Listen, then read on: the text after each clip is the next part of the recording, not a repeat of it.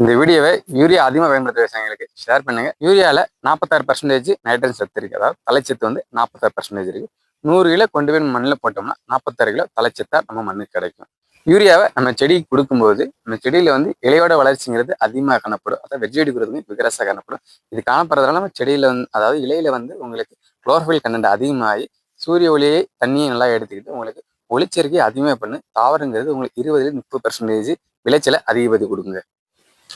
Urea நம்ம மண்ணில் கொடுக்கும்போது அது என்ன மாதிரி ஃபார்மில் போய் பிளான்ட் எடுத்துக்குன்னு பார்த்தீங்கன்னா உங்களுக்கு ஃபர்ஸ்ட் யூரியா வந்து மண்ணில் போய் 4-7 நாள் ஆகும் உங்களுக்கு. அதை அமோனியம் ஃபார்மில் இருக்கும். அதுக்கு அடுத்து நைட்ரேட் ஃபார்முக்கு மாறி தான் உங்களுக்கு செடி வந்து நைட்ரேட் ஃபார்மில் ஈஸியாக யூரியா சத்தை எடுத்துக்குங்க.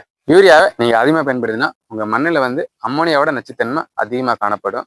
அப்புறம் நம்ம அதிகமாக அதை கொடுக்கும்போது அதாவது சத்துகள் வந்து உங்களுக்கு பற்றாக்குறை ஏற்படும். அதாவது நியூட்ரியன் இம்பேலன்ஸ் வந்து மண்ணில் காணப்படும் கண்டிப்பாக. அப்புறம் நம்ம இது அதிகமாக கொடுக்கும்போது உங்களுக்கு பெஸ்ட் அண்ட் டிசீஸ் அதாவது நோயும் பூச்சி தாக்கலும் உங்கள் செடிக்கு ஏற்படுறதுக்கு அதிகமான வாய்ப்புகள் உண்டு.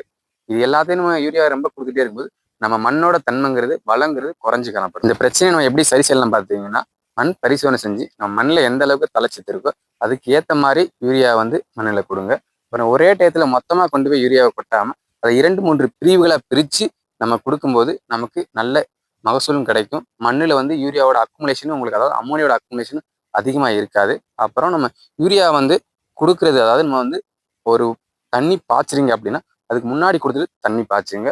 முடிஞ்ச அளவுக்கு காலையில இல்லை மாலையில யூரியா அப்ளை பண்ணுங்க.